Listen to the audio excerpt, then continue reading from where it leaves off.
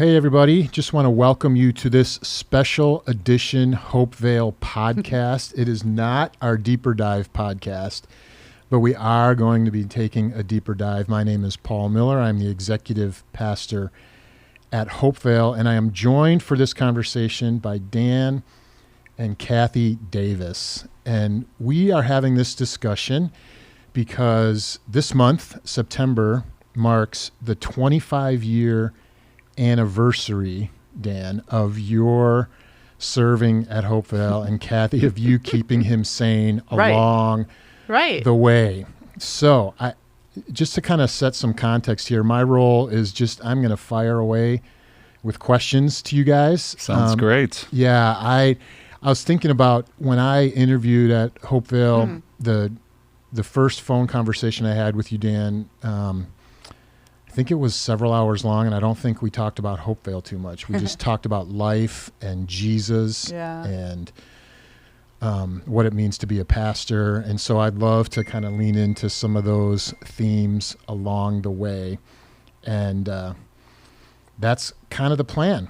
So I do want to kind of start at the beginning, though, because I think for our audience here, we can't assume that they know you guys all that well. So I want to start with, how did you come to know Jesus? I know you guys have different paths to knowing him. So I just want to start on ground zero right there. How did you enter the Lord's family? Yeah, this is so cool that we get to do this. And, as you said about our conversation, everything that we're going to talk about today ultimately is just praise to Jesus and glory to God. And I honestly mean that. So, yeah, I grew up Detroit area, suburban Detroit, youngest of three. We were a church attending family.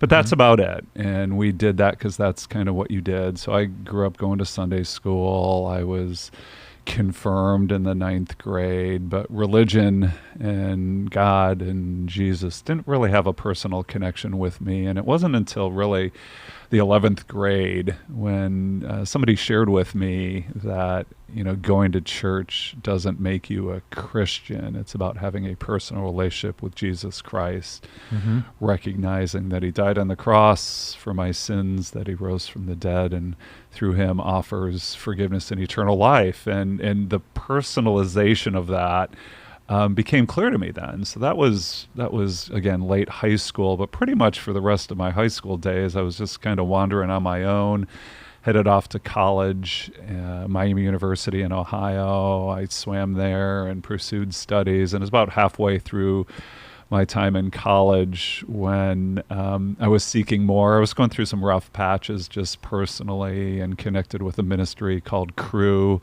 and began to grow again as a follower of Jesus, and understood what it means to live a life that's empowered by the Spirit and not just trusting on my own. So got involved in Bible studies and really took off from there. That's where Cathy and I actually met. So we'll probably get to that story at some point. Okay. But I would just say this, we talk about 168 here at Hopevale, what it is to live every hour of your week, every area of your life over to Jesus. And I think there are some threads that go back to my growing up years where I saw people doing church, right? Because that's what you're supposed to do, but not really affecting and infecting the rest of their lives, And it's just, Jesus has so much more for us than just checking off a box. And so I think some of those deep themes in me really just, manifest itself in this whole 168 idea and our life with Jesus, our life with people, and our life with purpose. So college is when the upward trajectory, further up, further in. Definitely. So this is, and Paul, you would appreciate this, right? How we say that Christianity isn't a solo sport, right? And it really was. I think the first 2 or 3 years was just kind of flailing on my own. And, you've heard it said, that, every Christian needs a Paul, every Christian needs a Barnabas, every Christian needs a Timothy, right? Someone who mentors you, somebody you're in fellowship with, and someone that you in turn maybe can pour into. And that's when you get involved in a community, both for me, it was a parachurch ministry and a local church for the rest of my college years, that really my walk with the Lord, my growth in Christ began to take off. Well, yeah, and then you met this person who had already known the Lord, and that changed things too, right? So, Cathy, how did you join Jesus' family? How did that happen? I wish I could tell like the whole big story, but I'm just going to try to like narrow it down. Yeah. So I too grew up in a church-going family. My dad took us to church, Mass, Catholic girl here. My mom stayed home and made breakfast. So did that, laid a great foundation for me to think about God, to know the existence of God. But for me as well, getting to college meant someone sitting down with me and explaining that maybe there was a relationship that I had not known about. And so at the end of this little booklet that she took me through in the student union, there was a little prayer. So being a good Catholic girl, I prayed the prayer. And like a little Campus Crusade track. yeah. Yes. Exactly what That's really cool.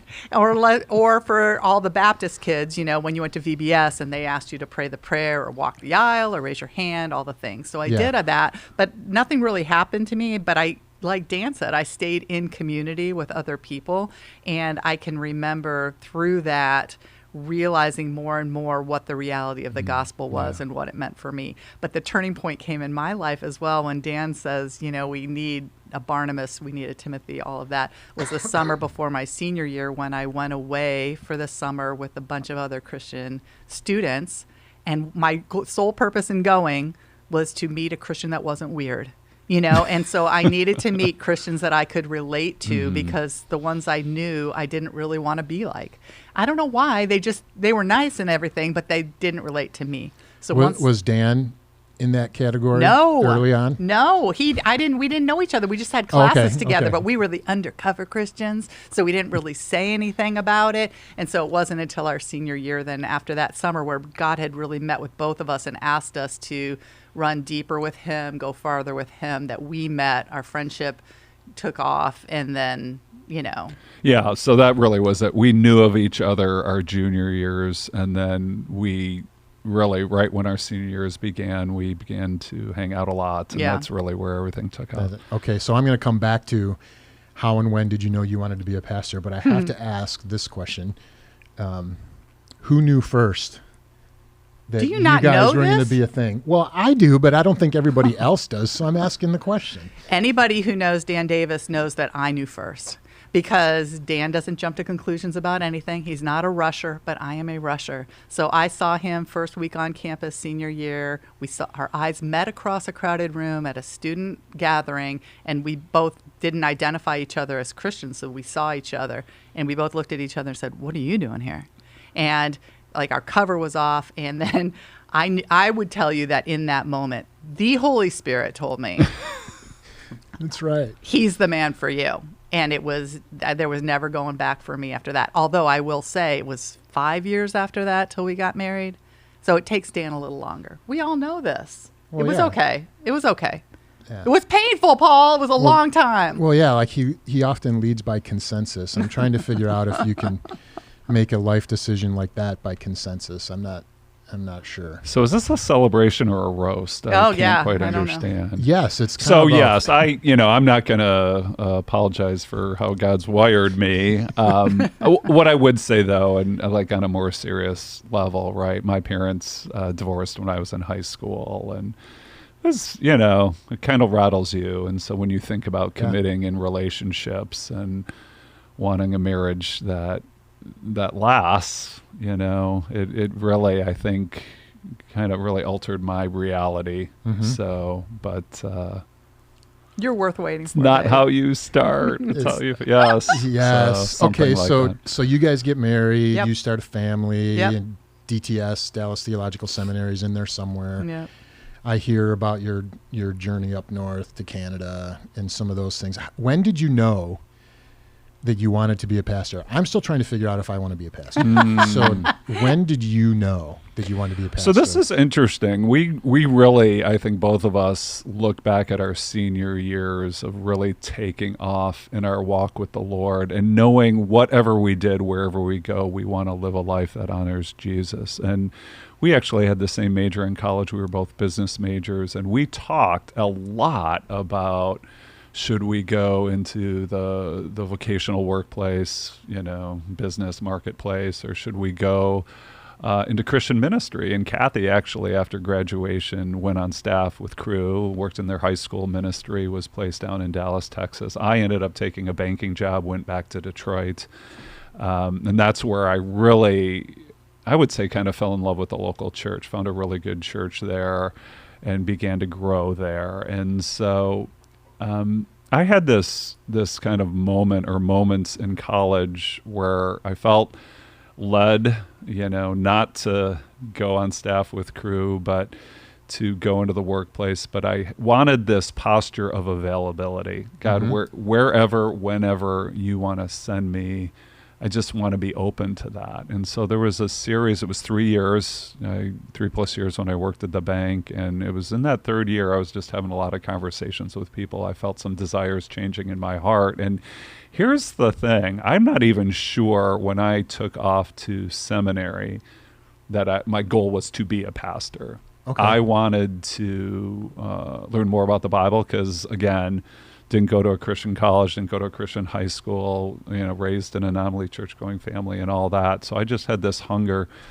to learn, to grow, to teach, I think. But the forum of what that would be and where it would be, it wasn't totally clear then. So, wow. Yeah, it's pretty wild.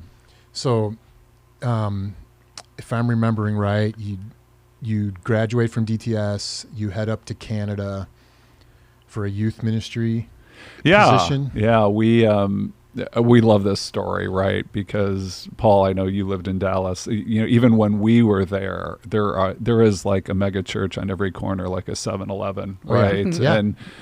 And we're kind of like, we need to go somewhere where the need is, right? And at that time, our families were scattered all over the place, so there wasn't one geographical place we could move to be close to family. So our story is, okay, Lord, send us north.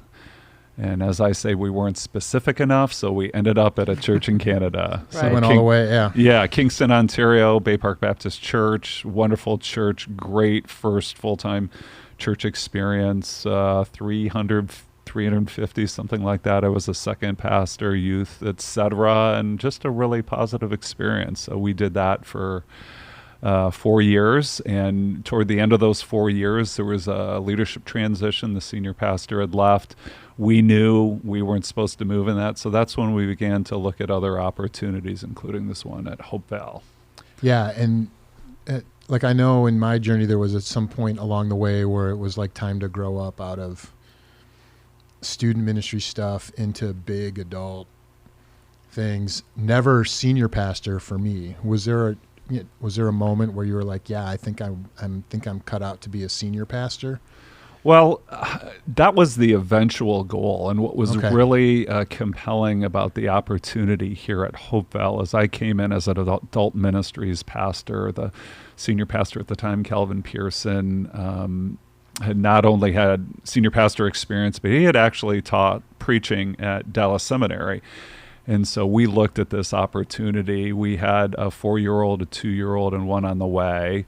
So didn't want the full weight of being a senior pastor, but thought this is a great opportunity. Calvin was very open to sharing the pulpit every 4 or 5, 6 weeks and kind of learn and grow under him. And so I think we knew that was maybe the senior pastor thing was the eventual trajectory. So so we thought this would be a great opportunity. And, this line that I've said to death, right, is, we are now approaching year 25 of our 5-year plan, right? Because we thought we'd go to Hopevale and stay for about 5 years and grow, and then we would kind of know that what the next opportunity would be. Yeah. Cathy, this is where I'm going to ask you if there's any color commentary you'd want to add to this season of your guys' journey. Well, it's interesting. Moms of young kids will tell you that we need our family to be united. And I remember being really nervous about Dan leaving youth ministry and going to the senior pastor role as I envisioned what that would be. And I remember looking at him saying, can we take a hiccup before that? I need you here. And he was willing to do that. Dan, as everybody knows, was never in it for the limelight. Like even going to Canada and working in youth ministry straight out of Dallas Seminary, some of his peers were like, you're doing what? Those jobs are a dime a dozen. Why would you take that? Well, Dan doesn't care about that. It's like God said, yeah, this is the spot for you. And he goes, okay. And so then when I said we need a hiccup before whatever God has for us next, Hopevale was that. And statistics would tell you that, like when Dan says we're on year 6 or year 5, 20, what? Year 5 of our 20, no, year 25 of our 5-year plan. Sorry. Yeah. That statistics would say guys don't stick around this long in a role like this in a community like this. But again, Dan, God reaches down and God writes a different story, and our job as believers is just to stay receptive to that. And Dan was always open to that. We were always open to that. Yeah. Okay. So who were like the first people early on? Like when you come to Central Michigan, to the Great Lakes Bay region, who were those first people that you guys really connected with that provided some of that community for you? So your life in ministry, let alone your life with the Lord, was not a solo. So we've got a couple great stories about that, right? I can remember in our interviewing and candidating, I can remember some of the people on the search committee, including being at the home of Kirk Lochner. Kirk was part of the search committee at the time. He was part of the elder board, and I can remember sitting in his living room, and they were asking Cathy and me questions. Kirk later became our worship pastor. Okay. And actually, before then, I was in a men's accountability group with him, right? So it's just kind of... What did you guys call yourselves? The Bagel Boys. Bagel Boys. Because we met at Big Apple Bagel, which is kind of interesting, right? But I think one of the very touching things for us is we had 4 guys move us from Hopevale, right? They drove to Canada, and including dealing with all the complexities of customs. So Dave Noll, Norm Winterstein, Don Gillette, and Mike Holliday. And wow. Are those the 4, right? I think so, yeah. And if not, one of you got credit and I left someone else out. But yeah, and can you imagine kind of just this road trip of guys, coming into our home, and it was emotional. We had built some really good friendships, some peers, and it was a big deal, right? So yeah, so that was really good. Now, the other part of this story, which is kind of funny, right? It's like my first day at Hopevale was September 15th, 1996. Cathy's was September 30th, 1996. So I was here for a couple weeks because it was the beginning of the... pack up the house? It was the beginning of the ministry year. Calvin, I think, was ready, to get ministry launched. And to this day, I don't know if it was my best dad move. Yeah. Saying, hey, you go ahead, just watch those 2 young kids and pack up, the house and whatever. So, yeah, we have some interesting memories from that. Yeah, we are not talking about that. Oh, I was newly pregnant at the time, too, but we won't bring that up. And it was like, we were just trying to figure it out. And transitions are hard, and you're just like, I'll be the trooper. But in the end, you're like, oh, no, I signed up for too much. So we also moved straight into Camelot Apartments right there on Center Road, and had put most of our stuff in storage. And we loved that place, though, because they had an indoor pool. And our kid, we have 4-year-old, 2-year-old. Awesome. I mean, just so wild. So what, Cathy, what was your level of confidence at that time that Hopevale was the place?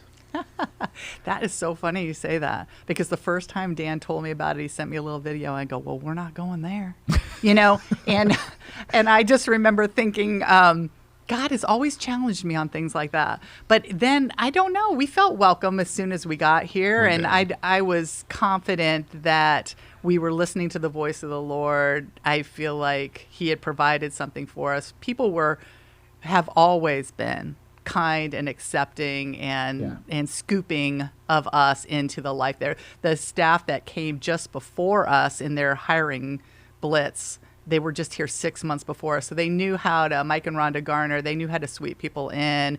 And we we weren't nervous about it. We were excited about it for sure. Well, and again, both of us not growing up in pastors' homes or anything like that. We're just like figuring this out and making it up as we go along. I mean, we had no blueprint whatsoever. So we're like, yeah, this is great. Yeah. Yeah. Okay, so at that time, Calvin is the senior pastor. Yeah. Walk us through the chronology of, it's been 25 years. what are the twists and turns from a kind of a senior staff perspective? Yeah. So, as I said, I came in as adult ministries pastor, Right. The role that Pastor Ken had for many years, the role that Adam's in now, and, overseeing groups and classes and things like that. And I had preaching responsibilities. And so, this whole 5-year thing, right? Mm-hmm. Probably about 4 years into those 5 years, there were some challenges with the board and with Calvin, and just, I think, some, communication and understanding and things like that. And so it was actually at the end of 2000, so again, literally 4 years and change, Okay. that Calvin and the board, parted ways, and Calvin stepped down. And it was a really interesting time. I think our church was hurting. Our worship director had left within a year before them, a guy named Tim Miller, great guy. And so we're talking now like 2001. And, Okay. it was a really choppy time for our church. The board created a search committee. We were starting to look elsewhere. And even though some thought maybe I should be a candidate, they didn't want to rush a process and do a shotgun wedding kind of thing. Yeah, So, I've kind of heard stories about the process. yeah, and so we were looking elsewhere. We really thought this was okay. This is how it played out. It's kind of how it played out in Canada, right? And so it was through a transition. We thought that was time. And so somewhere in 2001, I inherited the interim pastor title, and then as the committee went through the process, it was like early 2002 when we then had serious conversations and became senior pastor. I want to say March or April of 2002. So Okay. 2002, 2000. Wow, that's just crazy. I know. It really is crazy. And, I think some of the toughest times, even just in our church history, were right around then as well. So it really, really interesting times. Yeah. And there were certainly times in that 12, 18 months where we're like, I just don't think we're supposed to be here, and What tipped you over the edge to where you're like, nope, this is where we're going to put roots down? So here's this really strange thing, So Cathy's already made some comments about my personality. I mean, I think the other thing too, everybody knows, right? We have some resident criers on our staff. I'm not a crier. I, kind of wish I was, but I'm not. Yeah, it's like Billy and Nate. Oh, those guys. totally, right? And so, but something strange was happening in that interim period where I felt my heart more attached to this church body, and I'm like the heart of a shepherd, I think, and you realize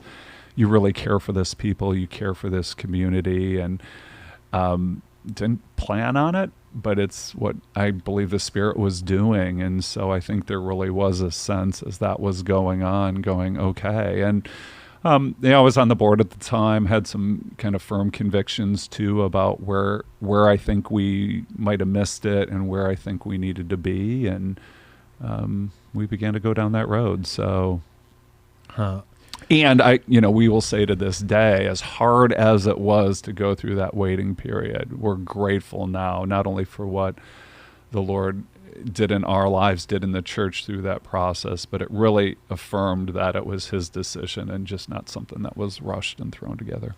Okay, so from today, think back to who Hopevale was when you first stepped into the senior pastor role. How has Hopevale changed? And it's a loaded question, but how has Hopevale changed? Well, what's interesting, so I would say around that time we were, I don't know, in the 500-600 Sunday attendance kind of range. We had actually in 2002 we had purchased the property, the corner of Center and Tittabawassee, 54 acres, and had gotten partway through a building program, but it stalled out. So the good news was we owned the land, but we didn't go into any debt on a building, right? And so we look at the 2000s as a time, kind of the saying was, we wanted to build a church building, but God first wanted to build His church. And that was, Dave Noll was very involved in that process. Yes. So I think we have Dave Noll on the phone. I've been listening in. Dave Noll! Was some of that accurate? Well, let's go back to Kingston. Yes. Go back to Kingston. So, Dave, thanks for joining us, man. Oh, my pleasure. I wouldn't want to be anyplace else. So, love these two human beings with all my heart, and just super, super excited to participate in this today. Yeah, so when my opener question, and then I want to let you guys talk, right? Because you have a ton of history with Dan and Cathy. When you hear 25 years, what comes to mind for you? Wow, we're getting old. Right? I can't believe it's been that long. I honestly, I think of the trip to Ontario, and I have a couple of thoughts. I have this vivid memory of Cathy and her friends embracing in their living room and just sobbing. And, the whole vision of those moves was, well, rather than have, some professional company move the three pastors, and we did this for Calvin, we did this for Mike, and we did this for Dan and Cathy. We wanted to do this ourselves. We wanted to go get them and start a relationship in their current homes. And boy, so glad we did that. That was God inspired in as a first step. But we're idiots. We're young. We're goofing around, and just the sobering moment of Cathy and her friends sobbing. I'm like, what are we doing to this family?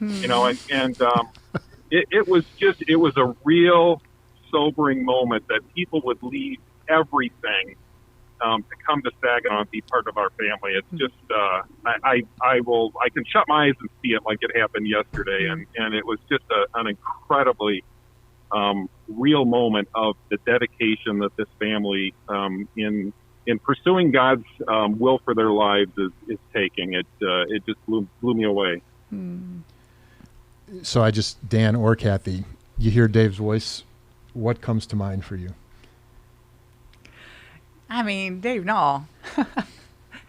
So I remember you coming. I remember us coming here, and you and Gretchen being part of the family that God created first right out of the box. And so you had friends that you scooped us in with, and loved us and helped us find a house, helped us fix it up. I mean, your dad came and painted some of our house. You rallied people and helped us put in a new kitchen floor. I still have a picture of you doing that. I remember you had just built a house for yourself, and Gretchen was chasing after Adam, who was 18 months old, I think, when we moved here. And, we go all through the years, and it's just we've shared Christmases and Thanksgivings. We didn't have extended family here, and you became our extended family. And we loved your family. We love your family as our own, and it has been priceless to us. That's awesome. Well, that's it. And you said it earlier. I mean, it's obviously pursuing kingdom work is incredibly important. So the work, if I can call it that, is ridiculously important. But it's also important who you're doing it with, and engaging it with people that are like-minded and love God and and sacrifice. And again, that to me is just the quintessential example of sacrifice to go from, Kingston to Saginaw, Michigan, for, just to follow God's will for you and your perception of that, it's been amazing. It's been absolutely amazing. And I was listening in on, not to jump subjects, but the transition, the Calvin transition, in that time, that 2000, wow, that I was on the board, so was in the thick of that, and that was just, again, I think a true testament for what we wanted to do, what our gut and mind is telling us versus what we know God wants us to do. And that was just a significant time of testing, and I think we collectively benefited from that. But that was a very, very, very difficult time for the church. For us individually, and just the way we came through that, and how God refined us through that was amazing in hindsight. Difficult, terribly difficult at the time, but absolutely amazing in hindsight. Yeah, there's a story, you talk about deleted scenes. There's a story of Dave Noll and another elder, Bill Klein, coming over to our house when we said we're ready to pull our name out of consideration. I think we were just worn out, exhausted, and thinned, and they kind of talked us off the ledge. But yeah, it's really good. I think back to Dave and a whole crew of guys helping us, renovate a house that was stuck in the 60s and 70s and wood panel and weird wallpaper and the rest, right? But then the irony of Dave really being, one of the key guys and people to help us in our relocation from Shattuck to Center in Tittabawassee too. So how cool is that? Mm. Yeah. Yeah. So Dave, I know you played a key role in the move from Shattuck up to the current Saginaw campus.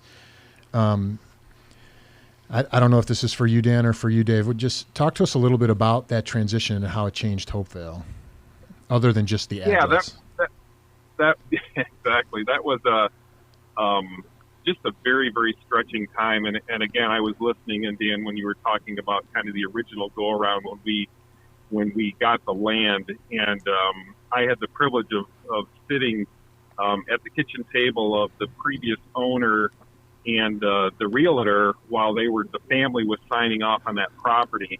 And it was literally miraculous that family agreed collectively to sign the paperwork for Hopevale to get that land. It was just absolutely astounding. And we had a great vision for what we wanted to do at that time, and God said, not now. We've got some other things that we want that I want to do at Hopevale before I'm going to let a building go up there, and that was challenging. That was difficult as well. We learned a lot. I think there was a little bit more on our pride and our shoulders than us leaning on God and His will and direction for us at that time. So, a little refinement. The church went through a refinement, and Dan said it really well. We wanted to build a church. He wanted to build his church, and we saw that firsthand. But so then when we kind of went from back burner to front burner again on that project, there was 3 committees, and I was the chair of the building committee. And the vision of that committee was that the facility was there to support the ministry. And so we worked extremely closely with the staff for their vision of what they wanted that building to support. And I don't know that it was perfect, because ultimately, we were constrained by dollars and some other constraints. But it was a great amount of fun working side by side with the staff in the design of that building. And if you've ever built a house, it's complicated, and there's a lot of decisions to make, and just to multiply that by 1,000, and with a lot of people involved, it was it was quite a process to get our arms around that. But again, you see God's thumbprint in that, and the result of those efforts. And I just want to add too, because you see this in the Old Testament, the importance of recounting and rehearsing the stories of God's great work in the past. And by the time we took the plans off the shelf, we launched a 3-year capital campaign. We're working with architects. It's at the beginning of 2007. And literally halfway is the fall of 2008, economic recession, right? Yeah. I mean, that's when the housing bubble burst.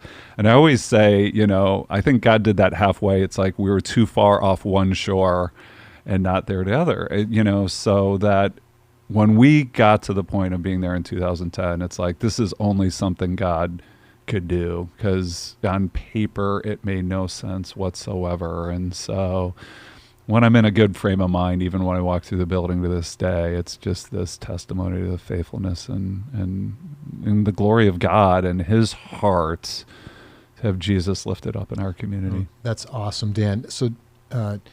So Dave, you've played a very strategic role at key points, key kind of crossroads moments along the way for Hopevale during Dan and Cathy's tenure. But I want you, just in closing for our conversation, I just want you to take your strategic hat off for a second. And what's your parting shot to Dan and Cathy as a friend? What would be the last thing you would say to them? Wow. Thanks for... I know you're driving, so keep your eyes on the road while you're doing this. Yeah, no. It's and again, to me, it's the work. The work is super important. I mean, what we're doing here is for eternity. The work is super important, but it can only be done with people that are like-minded and that you love with all your heart. And that has been the privilege of doing this, and quite honestly, the privilege of growing up at a church. My parents relocated from Metro Detroit when I was going into the 4th grade, so I'm 48 years at Hopevale, and wow, not some proud times as a kid. I mean, I was a kid, and there's a lot of youth pastors that I need to go back and apologize to, but just the privilege of being able to grow up someplace and then give back and to do it with people that you just love deeply. And again, when I first came on, I just heard about senior pastors that stay this long or staff that stay this long. It just doesn't happen. And the commitment, sometimes it's easier. Like, let's just take our 52 sermons and go do this someplace else. And the long haul is so beneficial to the body and the local body. And just thanks for hanging in there with us through some tough times, through some incredibly difficult times, through some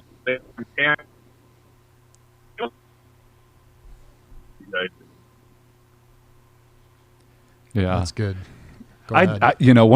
Thanks, Dave. And there are two things he said that really sparked my heart. Cathy and I have talked a lot about this first one. Is one of the things we really love about Hopevale, and we noticed this really early on, is that God has placed people from Hopevale in neighborhoods, in workplaces, in schools, in gyms, you name it, where their witness of love and character and concern for others really shines brightly the love of Jesus. And there are those expressions in Scripture. It was said of Jesus, favor of God and man. And it's just people like Dave and others, all ages, stages of life, where that really is true. And so it really makes our job and everyone who's on staff here just a privilege to do that. The other thing too, I've said this line before about being in one place for a long time. There's a Christian writer named Lewis Smedes, and he says, my wife has been married to 5 different guys over 30 years, and each time it's been me. And right.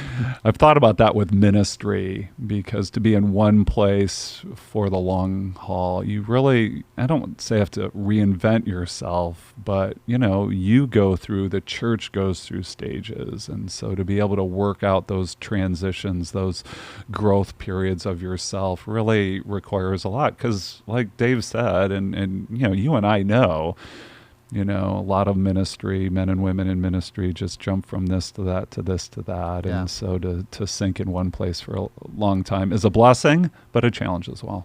Yeah. Well, Dave, part of what makes Hopevale great is folks like you that have so much longevity and history as a member of this church family. And I just want to thank you for joining us for this part of our conversation. No, my pleasure. Wouldn't want to be anyplace else. Awesome. Thanks, man. We'll talk soon. All right, absolutely. Bye. I would say too, when we were kind of reminiscent about some of the early years and doing life as younger families, I love that continues in Hopevale. And I think, our heart would be if whoever's connected to the church would have experiences like that. I know Jody and her team on Monday did this thing. What was it called? Cheers and Tears, first day of school for moms who, took their kids to school. And I love that, because I think there's this sense of identity, this sense of affinity of going through life challenges and milestones together. And so, that's just, that people could experience what we've been able to experience through dear friends, who get to be part of the same church family. Phenomenal. Yeah, absolutely. Okay, so we've been talking about how Hopevale has changed. Cathy, I just want to ask you, how has Dan changed? Oh my gosh. Last several years. I'm just going to lay that out, and I'm bobbing it up for you to take that wherever you want to take it. Dan is Dan Davis. And so he is consistent. He is a man of integrity. He is a man that loves Jesus. And that has remained consistent all of these years. I would tell you that, we all know Dan is that. And Dan can also be quirky. Let's just say it. Like, he can be a little quirky. So in Canada, people used to say to us at our church there, they'd, like, on the Sunday morning, Dan would put his head down and walk down the hall and be like, I'm a little afraid to talk to Dan. Because, like, he's so focused on the whatever. And I'd be like, what? And so, I think that was young Dan. And I think Dan has come here and had the opportunity to be a shepherd and a pastor and grow up over 25 years of being loved in a safe place and allowed to exercise his gifts in safety. And while Dan still has his quirks, Dan has grown, God has grown Dan's shepherd's heart more and more over the years. So when I think about us moving from South Campus to North Campus, or what we call Saginaw Campus now, and I think, Dan never set out for that. I think if we talked to Dan Davis, the man without Jesus, he would have said, Saginaw, Shattuck Road's good enough for me. I mean, I think that's good. But God tapped Dan on the shoulder and said, no, that's where we're going. And the Dan we all know, the Dan that I know, said, okay. I'm a little afraid and it's big and whatever, but I can't say no to God. And so there we are. And so Dan would have been fine with smaller, I think, and he would have been content because his eyes were on Jesus and that's what he was doing. But God had this. So Dan's been challenged as a result to allow God to use him in venues that weren't as comfortable for him or weren't as safe for him. And as a result, I see Dan's heart has grown over 25 years. I can't say no to God.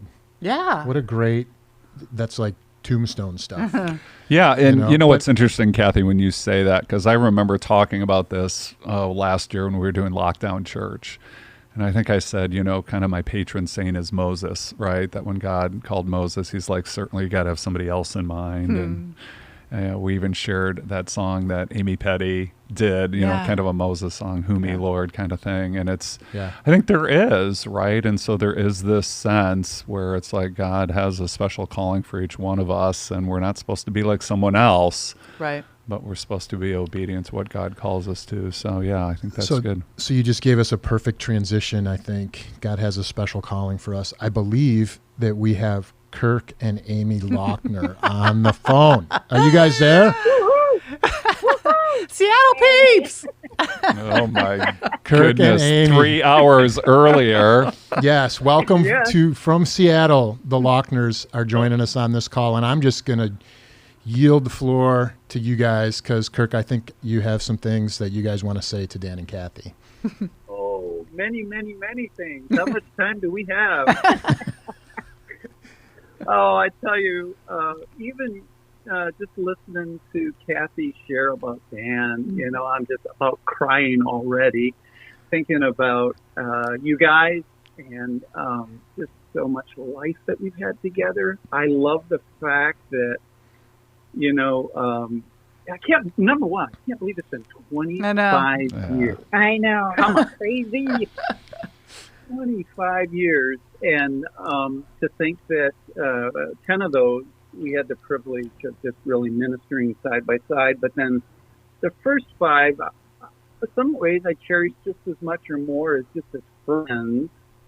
And just fun fact, little did you, that candidating weekend in our living room was kind of our first time to meet you, and here we are some 25 years later, still dear friends, and truly ministries and partners in just a different way. But love you guys so much. Love you too. Yeah, it's funny. I was thinking over, we got a bunch of pictures and just the rich time that it was from meeting you. I was on the pulpit committee for Dan, and I just remember feeling very, very strongly that this definitely was the man for the job. And just getting to know you over all the years and everything we went through, and as a church and as families, and I the words really rang through, Cathy, when you talked about Dan being consistent and a man of integrity. But you two are that, Cathy, and you are also an incredibly gifted leader who really knows how to take the helm and lead when you need to, which is something I've always admired, because I always say that I'm a little L leader. I like to be behind the scenes. And so anyways, we just love you guys and are just so excited that after all this time, you're still there. I know. That's awesome. And, I was just going to say one of my favorite, we were thinking about memories and the little things from that living room.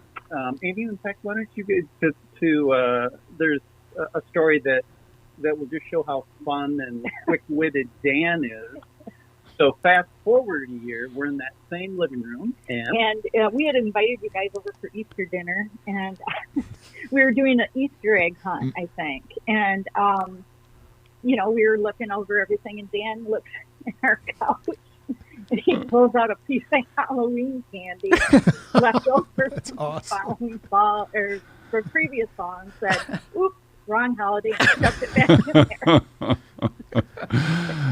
Oh, yes. That's really funny. Okay, so one of my favorite things about working with Dan is how he can have this borderline inappropriate sense of humor that allows me to live right on the edge of that, and I love that. And I'd love Kirk or Amy for one of you guys to share a story that brings to mind of just a time when you were like, really, about Dan or Cathy. Oh my. Oh my. I only have one word. Tape. Audio tape. Oh my goodness. Oh my Church library. Adventures in Odyssey. Yes. Yeah. Yes. Oh my goodness. And we will leave it at that. Yeah. Yes. Don't ever tape over something from the church library with insider information from your family. There you go. Yeah, we'll tell you that another time. We'll leave it at that. Yeah. Oh yes. There's numerous, because again, as friends, and we would go on these canoe trips with our sons, and we would go on staff retreats, and so you have all of these just moments where, again, his quick-wittedness. Don't ever play any kind of a game that you have to have a memory involved, because he will bring up obscure, amazing memories, right? Yeah. I mean, he just his brain is just like this locked, solid thing. One of my favorite memories that, Dan, you won't like, in fact, maybe you might not remember, but we were on staff. We were going up to some staff retreat, and you were filling up the gas tank, and I just thought it would be fun to play power lock and lock you out. And I did that.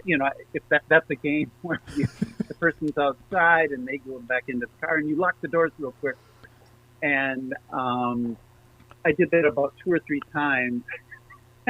I thought it was hilarious. Dan, I'll just leave it at Dan did not. There you go. I don't remember the exact time, but I could definitely see that. Yes, like, okay, no, game over. All right, yes.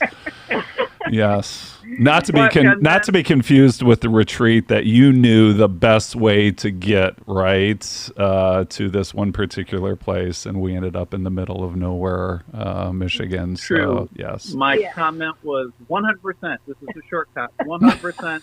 2 hours later, we're late to an elder. I think that's what it was. Yeah. Something like that. But when you guys say, Dan has an borderline inappropriate sense of humor, the person that I know that has the most borderline inappropriate sense of humor is Amy Lochner. And so through the years, when Kirk first came on staff, Amy's favorite phrase was "bite me," and she would say it all the time. And I would be like, wait, but then finally Kirk pulled her aside and was like, honey, you can't say that anymore. Like, I don't think it's communicating what you wanted to communicate or whatever.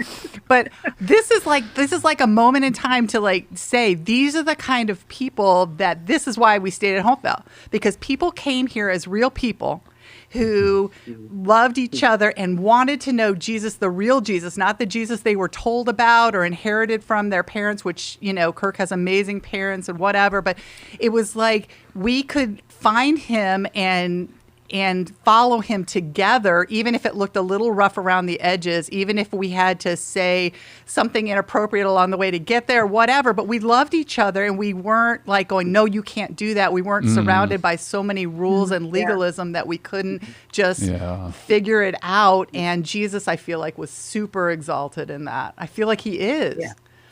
So. Yeah, definitely. Sorry, Amy, if I blew your cover on that. No, my new saying is, not my circus, not my monkey. Yes. Oh, my goodness. Wow. Very tamed sound. Yeah. So Dan, I know that you and Cathy just had a chance to visit the Lochners out in Seattle. Yep. Right. Tell us a little bit about that conversation, because this is a friendship that's lasted over time for you guys, right? So every cliche you hear people talk about, it's like we haven't seen them in years, yet we picked up right where we left off, is really true. Yeah. Kirk talks about this 10-year run we had, and as he was worship pastor, I was senior pastor, and I mean, it's unbelievable because it's early 2000s. We have no idea what we're doing. No. I had never been a senior pastor before. He had never been a worship pastor before, and it's like, I think God honored the sincerity of our hearts, even though we had, zero the expertise. And I say even to this day that after Pastor Kirk was Pastor Matt, and after Pastor Matt was Pastor Billy, and both of those guys inherited this incredible worship is ultimately about the heart foundation that Kirk laid. And Paul, I know Rory Noland, and he was a worship leader, wrote this book, Heart of the Artist, and it's like, that was the book that Kirk was meant to write. He was our David. He was the one who was a man after God's own heart, and it's just, I think, that honored God. So just, again, such fond memories of, I kind of call it our, like, Microsoft Apple garage days, right? It's just right. We just really didn't know what we were doing, but we had a blast doing it together, and God really honored it. And so love where we are now, but there's some very unique and fond memories there. So when we were out, in Seattle this past May, it was just great. It was great to connect because we love not only each other, we love each other's families, to hear what's going on in their lives and our lives, and to see, because I also remember very specifically, we opened the Saginaw campus in August 8th of 2010, and within a month, I'm having lunch with Kirk at Los Cuatro Amigos over plates of Mexican food, and he tells me that he thinks God is calling him to go on staff with the Navigators in Seattle. And I'm like, oh, what a great sense of timing, Kirk. We've just moved into this. But this is where you got to kind of practice what you preach. And we always talk about the Big C Church of Jesus Christ and the Small C local church. And it's like, in my heart of hearts, I want everyone who's, part of Hopevale to go where God wants them, right? And so we go through these seasons, and there's sadness when seasons end, but in the end, right? And so to kind of see this fulfillment then when we went out there years later, and to see them and what God has done, is doing in their lives, and their love for the people in their community is just so cool. That's awesome. A lot of thoughts come to mind. Kirk and Amy, I want to give you guys the last word in this part of our conversation. So if you have just a parting shot of encouragement or exhortation or whatever comes to mind that you want to share with Dan and Cathy, here you have the floor. Well, I think as I, think about that, in some ways, Dan, you'll always be my senior pastor. I still am really influenced by the words that you say, and really am thankful that you're at the helm of a place that I love so dearly. And I know with you and Cathy at the helm that the church is in good hands because you both love Jesus and you both listen to his voice. That being said, our time with you guys prepared us for where we're at now. We couldn't be doing what we're doing here without the time we had at Hopevale and with you guys. You know, it was kind of raw learning, but, you know, like anything, God uses it and just really transforms it. And so we're just really grateful for the years that we've had with you guys and will continue to have. Mm-hmm. Mm-hmm. Wow, that's special. Thank you. Yeah. As she said that, Kirk. that is such a good way of putting, you will always be my senior pastor. Mm-hmm. And I love that. I think I'm going to own that as well. And that goes as a couple too, Cathy. I just want to make sure that our years as Welcome Ministries, when that got off the ground, just all of these beautiful, beautiful memories. But Dan, I'm right now holding in my hand that you gave me, a little piece of cloth from the pew of South Campus. And then I'm looking at a picture of me and you praying over the wooden cross out on Shaddai. And I think the thing that comes together is just prayer. And nothing comes close to our time together, just praying together and begging God. Boy, if you don't show up, you know, we're sunk.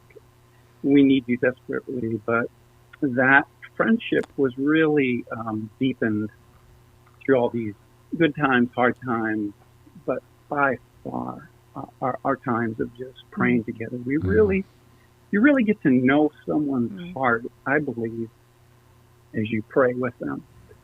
And so I will cherish those moments. I will cherish you and both of you for the rest of our lives. And I so agree with Amy. We would not be out here right now without those years in Saginaw and at Hopevale and modeling well to have a healthy relationship and team with people. And we've tried to do that with our team here in Seattle. So thank you for all of that.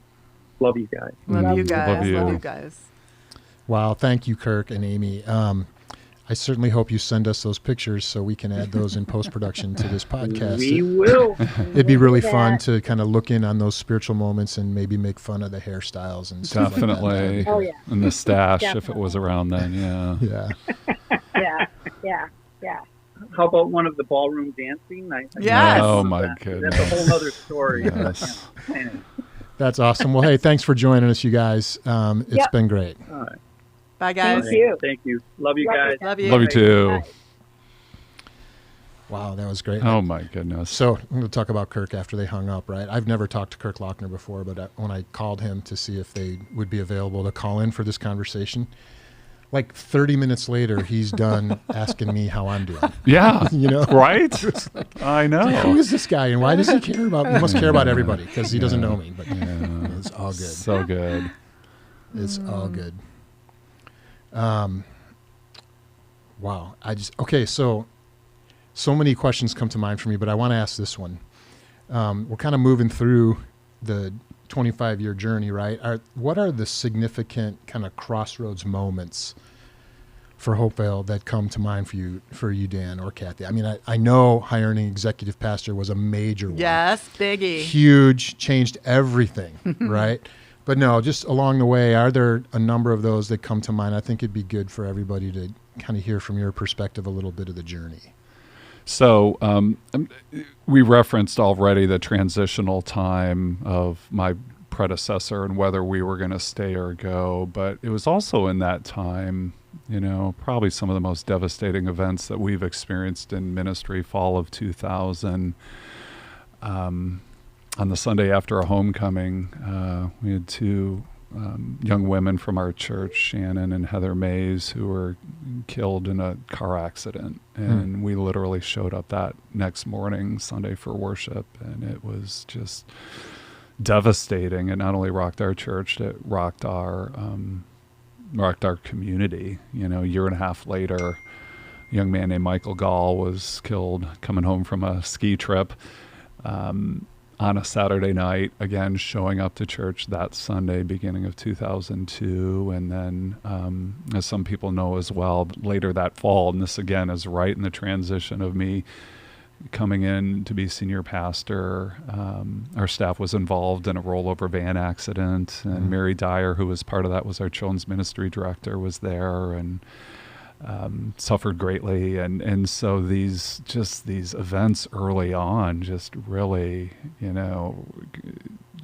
just really challenge you and really, hopefully, deepen your faith in the Lord and trust even when you don't know what he's up to, right? Yeah. So then again, we run through this stretch in the 2000s of God rebuilding the church. I also told you about the relocation. I mean, I think that certainly would be another really big time, as well, of just, okay, God, is this really the time? And, going through the recession and everything else. Then it was interesting because once we moved to the new location, the Saginaw campus at Center in Tittabawassee, then there's this combination of fasten your seatbelts, right? We shoot up almost 50%. We show up in Outreach Magazine as one of the 100 fastest growing churches. We have no idea what we're doing. People are coming and they're not going. Like we always say, we knew there were going to be gawkers, but the gawkers stayed, right? And it was exciting. It was overwhelming. And then here's what's strange. I had this conversation with someone the other day. We were probably 2 years into this, and I just had some stuff going on with my emotions, and I couldn't really quite figure out. And it's like, I think I was grieving life at the old church building, not that it was better, it was just different. And there were dynamics of being at a church that size that were different at being at a church, our size now. And one's not bad, one's not good, they're just different. But, you go through these different seasons. And so I think that was it. And then, I think through the 2010s, then it's about, building your staff team, learning how to be a bigger church. I think there were times we talked about, wow, do we expand the Saginaw campus? Do we begin to think about planting in other communities, And so we come, I think 2016, 2017 is then when we really talked seriously about going multi-site, and we launched Bay City. God, let me do the math here, right? January of 2018. So, that was a big thing as well. And then Paul, you joke about the executive pastor thing, but I would say concurrently in those times, I think we were having conversations with the elder board going, Dan, we think you're trying to carry too much. And it's just a weird thing when you're the guy, because you don't know if you're carrying too much or not, because you're just supposed to show up and do your job. And so it was a major shift for our church as well. Grateful, you were perfectly God's man for this role. But again, just I think going through those challenges as well, I think are good, but they're hard, right? And that's part of that reinvention in the same place, right? Yeah. And so, well, and this little thing called COVID and lockdown of the last year and a half, which, so, pulling back, going, 25 years of ministry here at Hopevale, another 4 in Canada. We've never seen anything like it before, right? And I know you talk to guys and gals in ministry as well, and they, they say the same thing. This truly is a unique time, and I continue to be blown away with how God and the people here at Hopevale have stuck together. Yeah, if only we could invite someone into this conversation right now who was a big part of some of those transitions and maybe would have some perspective on pastoring in this cultural moment through COVID and everything else that's been going on. So I'm fairly certain that our last surprise guest is on the line. Mike and Rhonda, are you there? We're here. Garners! All right. Hey. Welcome to the conversation. From the last frontier. I do not want to do the time hour difference math on this one, so thank you for getting up early. Oh, heck yeah. It's only 7:20. It's not that bad. Yeah, seriously, thank you guys for joining us. This is a great way to kind of wrap our discussion here by just giving you guys some time to interact with Dan and Cathy. I know you guys have history. Mike, I know you were a big part of the conversations that Dan was just talking about, and Hopevale getting ready to go multi-site and all that stuff. So Where do you guys want to take this discussion? Well, I'll start because Cathy referenced this earlier. We came here in the fall of 1996. Mike and Rhonda came in the spring of 1996. They came from Texas. Yep. We came from Canada. Okay. Very different, but what was common was neither of us had family in town. And again, we had kids similar ages, and I think that really provided this foundation for a great bond of friendship that's lasted to this day. Mm-hmm. Mm-hmm. Yeah, it's funny, as Ron and I were talking about, what we would celebrate with, 25 years. And it's not only your 25 year at Hopevale, but it's our 25 year as friends. And I think that really is, while there's amazing stories, we could tell about ministry, I think as significant for us is the relationship that we've had as couples and as family, for the last 25 years. And that's for us one of the dearest aspects of this celebration, is what God has given us and you guys as family and friends and ministry. So much was intertwined in our life, very indivisible at most points. Everything intersected. So, it was intertwined in a deep way and in a really awesome way. And so congrats, first of all, how awesome this 25 years. But we just got to see you guys too. So it's, I think it's fun to think, our friendship just continues to go on, and so we're just really, really thankful for that and excited for this season for both of you at Hopevale and in your life. Thank you. Mm-hmm. Yeah. Uncharted waters, right? It's not often that we get to stay in a place for that long, and it's like big congratulations, guys, for all of the hard work and the foundations that you laid that is Hopevale. And not just the church, but individually, so many lives are touched by you too. And I don't think you'll ever know it until you get to heaven and you can see what all of the sacrifice and longevity and everything that you put in to your life there and staying true to Jesus in ministry. And we're glad to be part of that for a season. Yeah.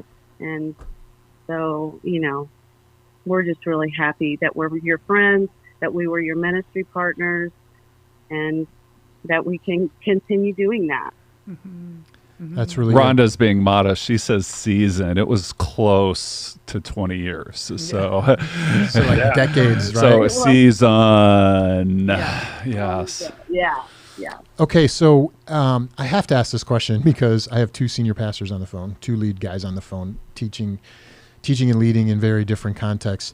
Dan, you just alluded to a little bit ago, what a confusing time it is right now to be leading a faith community, right? And so I would love for you and Mike to talk just about that. And what do you think the church's voice, responsibility, role is in times like this? I'm going to turn us a little deeper and just let you guys bat that one around.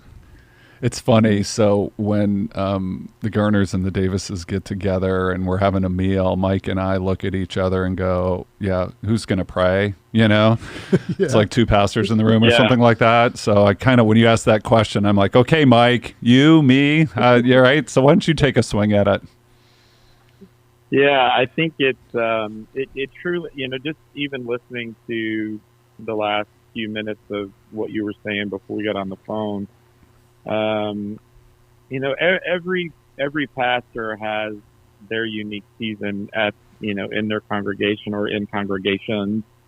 And, everybody's a little bit different and every community is a little bit different. And, what we've experienced in Alaska versus what you guys experienced in Michigan, it really does feel different. The cultures are different. How people approach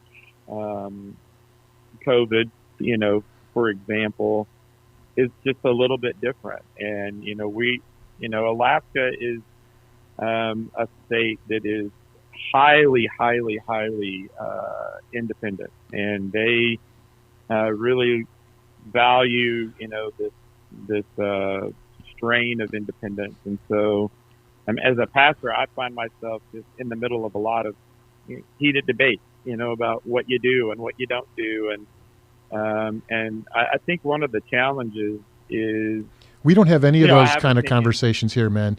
There's no heated debates or discussions here in Michigan, just so you know. Yeah, right. I think the challenge for me as a pastor in those kind of contexts is just striving to have some level of neutrality, even though I have opinions about things. Striving to give godly counsel.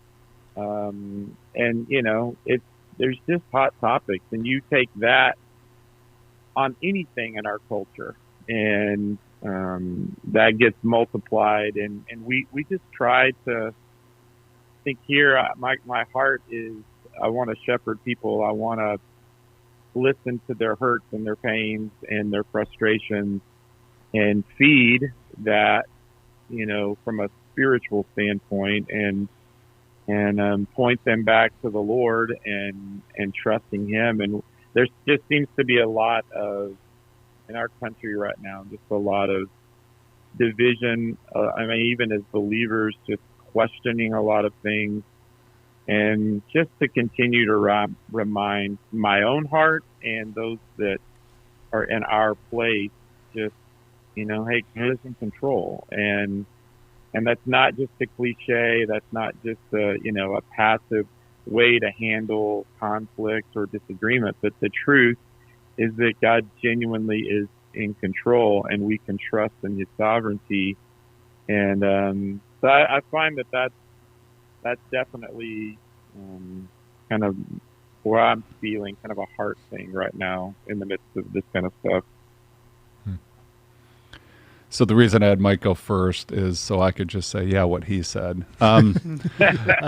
No, it's interesting. So Pastor Adam recently preached this message on legacy. And when we were doing the podcast, a passage of scripture came to mind, Hebrews 12, 1-3. And it says, let us fix our eyes on Jesus. Let us run with perseverance for the joy set before Him, And I don't want to make light of what people have gone through, but everything we've gone through, whether it's pandemic or politics, they're distractions and they're opportunities, right? Yeah. But they're not the thing. And they're our thing in this moment, but, Chris, we're part of this bigger story that goes on for hundreds of years. And, whether it's the Black Plague of the Middle Ages or whatever, like believers have always had their challenges, right? And so I think Mike's job, my job, anyone who's doing ministry, whether, professional or lay or whatever, right, is to keep pointing people to Jesus. And I know that sounds like such a pastor answer, but it's not, right? Because, we talk here at Hopevale, right? Hope for everyone. And it's just people, I think now more than ever, are like trying to glom on to something for hope, right? And so that's where the church's voice, we've got to be clear in the midst of, as Mike said, just a lot of heated and strong opinions about things that matter, but they don't matter most. And so I think for us, and I love what Mike said, right? Because I have my own opinions too, but I've got to be careful of not getting caught in that undertow, right? And losing my focus or not running with perseverance. So that's really, really good. There's a reason you guys are two of my favorite lead pastors, right? So Mike and Rhonda, want to give you the last word. If you have a word of encouragement or exhortation for Dan and Cathy. And then, Mike, I would love for you to pray a prayer of blessing over them when you guys are done. I have to jump in first. Okay, go ahead. I didn't get to say anything yet. But I feel like we need to acknowledge that Mike and Rhonda I mean, Kirk and Amy too, Dave too, that called in, but Mike and Rhonda are a part of the fabric of this church. I mean, they invested their heart and their lives here and continue to invest their heart here, and they've raised their kids here, and we loved Jesus with them, and they are people of vision and passion, and their fingerprints are all over this place on the foundation and the building of this place in a way that I wish we could sit here and tell stories for the next few hours of things we prayed about, ways we trusted God together, ways we supported each other and pushed each other to dream bigger and fought and stayed away and pursued each other and created community that God was pleased with and that blessed us all so abundantly. But I just can't leave here with thinking that you guys are part of the framework of this place, and I'm just so we wouldn't have stayed here 25 years if you guys hadn't been here. Because one, it wouldn't have been nearly as fun, but two, you were our life here. So when Dave Noll says I cried when I left Kingston, maybe the only other time I've cried since then is when I sat on the couch in Mike and Rhonda's living room and they said we're leaving. And So I gotta tell this story really quick because this just proves Cathy's point. I was at the hospital this week, praying with Roy Nielsen, who was going in for a heart cath, and Elsie was there, and Roy remembered Mike doing something similar with Roy going in for another procedure like 15 years ago. Wow. And he said, and they also said that he was the one who married them. And, it just, that's pastoral ministry, right? Living life with people, sharing milestones, the highs and the lows. And so totally echo. And there's just proof positive of what Cathy said. Yeah. Right. Yeah. We love it. We look at that time together and call it our grassroots year because we had babies. We raised kids together.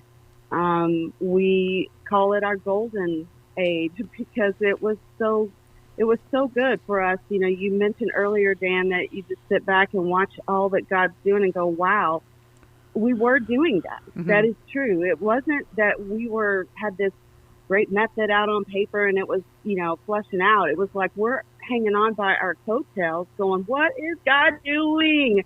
This is amazing, and we're so glad to be part of it.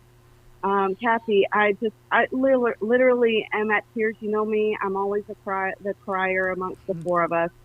And thank you so much for saying that. And before anything else we're done here, I do want to say and champion, and I don't know if this is the woman in me saying, Hopevale would not be who it is if it had not been for the vision, the wisdom, the awesomeness of Cathy Davis. Thanks. And I think of all of the things that you brought to the table. You still do this in my life. You make me think. It changes things. And, just one example would be the welcome ministry. If it wasn't for you, Cathy, and pressing into that and moving that forward, it would be such a different place without you. And I know Mike has something to say about this really quick, and I know we're running out of time, but say it. Yeah, I was, we were reflecting on our time together, and Cathy, I did want to say, as much as my relationship with Dan and my working with you, Dan, is and probably will always be the highlight of my ministry life because I love you so much and feel like you've been a great friend, a great mentor. I sent Pete a couple of pictures, and one of them is like one of my favorite pictures is me and you sitting on the beach in Tawas, and it seemed like, just hours of conversation and not fluffy stuff. We would spend so much time really pushing into what is God doing and what are we supposed to do in light of that. And I've just always appreciated, your push, and you and I have joked. I mean, I'm the gas pedal, you're the brake. And, in my ministry life, I've learned to, recall and look at my inner Dan, and as a leader to emulate some of the things that you taught me about ministry and about pace and how to process things. And so I'm deeply appreciative of that in my life. And Cathy, I would say the last 3 years at Hopevale, where we got to work together, you are, and maybe, and I'm sorry if this is favorites, but really you were one of my favorite people to work with. I have so many fond memories. I refer back to you and some of our conversations, even with current staff. And I love the way God allowed us to serve. Dan and I got to serve a long time, but then that last season, you and I got to serve together. And I really, really, really enjoyed that. I enjoyed working with you and just see how God has uniquely wired both of you for ministry. And it's just that's a unique thing, for husbands and wives to get to serve together, to do ministry together. Ron and I, we feel blessed to be able to have done that. But for two couples to have that for such a long time, 18 years was, it's a wonderful moment. I've always prayed, God, is there another 18-year run in me somewhere, because that has been such a foundational thing. So we love you guys. We have so many memories of vacations together and Meals, Easters and holidays. Thanksgivings. And You can't leave when you're the pastor. yeah, right. And so, I'm glad that 3 of my girls, live in Michigan, so we get to come back and still get to see you guys and be a part of your life. We love you. We love you guys too. Definitely. Yeah, just that whole season, it's just an awesome memory, and we cherish it in our lives for sure, forever. We do. Thank you for allowing us to be part of this too. Yeah, Absolutely, Mike. I really think you need to pray for these guys. Would you do that right now? all right. I can do it. Lord, thank you for a special moment. It's hard to encapsulate what it means to be at a place for 25 years, and there's just millions of stories and touch points and data points of lives, of work that you've done in and through Dan and Cathy. And so we just want to just take a moment and celebrate their obedience, their faithfulness, their willingness to go through not only the incredible ups, but the deep, deep lows, to push into relationships, to navigate family stuff in light of ministry and just what it takes to be at a place for 25 years. So thank you for their faithfulness, their obedience to you. Lord, we know that every, season, has a beginning and an end, and we don't know where you're taking them and what their trajectory is over the next, 10, 15, 20 years. But we pray for your blessing in their life. We pray that you would continue to give Dan wisdom as he leads at Hopevale, as he preaches. Continue to give him insight into your word that's new and fresh and personal. And that as he stands before the congregation that you've led him to, that he would be faithful to teach and to lead in a way that honors you. And for Cathy, continue to give her strength as she navigates new seasons, new ministry opportunities. And as they do this together, we are just, as friends and as ministry partners, we are blessed to have them in our lives, and just thankful for what you're going to do in them and through them as they take these next steps forward. So we love you. We thank you. To God be the glory alone. Amen. And we celebrate you and your faithfulness in our lives as well. In Jesus' name. Yeah. Amen. Amen. Oh, the Lord is good to me. Mike and Rhonda, thank you so much for calling in from Alaska before breakfast to have a few words with us here. We appreciate you guys. Awesome. Thank you. Yep. Dan and Cathy, we're not quite done, but let's say thank you to the Garners. Thanks, guys. Love you. Thank you. Bye. Love you guys. Love you too. Bye, guys. Bye-bye. All right. So, Dan, I want you to have the last word, right? So I have this book here, Along Obedience in the Same Direction by Eugene Peterson. And I love this book for pastors, and every chapter starts with a psalm. So I'm going to ask Cathy to read Psalm 131, which is from the chapter on humility. And then, Dan, I'm going to give you the last word in this conversation. God, I am not trying to rule the roost. I don't want to be king of the mountain. I haven't meddled where I have no business or fantasized grandiose plans. I've kept my feet on the ground. I've cultivated a quiet heart. Like a baby content in its mother's arms, my soul is a baby content. Wait, Israel, for God. Wait with hope. Hope now, hope always. Wow. Okay, so here we go. Three things come to mind. First of all, I knew we were doing this podcast. I did not know people would be calling in. Cathy told me you love surprises. Yes. Well, and actually what came to mind, to quote the Black Knight from Monty Python and the Holy Grail, I'm not dead yet. It felt like going to your own funeral. Yeah, so that bit. was like really cool, right? So it was great to hear from people that I really care about and have been blessed to share life with. So that was great. Second of all, this is an opportunity for me to tell the world that I love my wife and I love that we've gotten to do this together. And everyone who chimed in, Dave, Kirk and Amy, Mike and Rhonda, it's so true, right? This has been a team effort all the way. And I love that we've varied over the seasons, from raising kids to Cathy's season in the Welcome Ministries to now us doing this podcast thing that we never would have imagined years ago. And so just so grateful to share it all with her.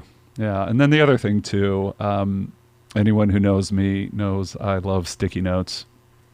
And I have sticky notes all over the place. And one of those sticky notes on my computer screen in my office is 1 Timothy 1:12, the Message translation. I'm going to just read this, right? It says, I am so grateful to Christ Jesus for making me adequate to do this work.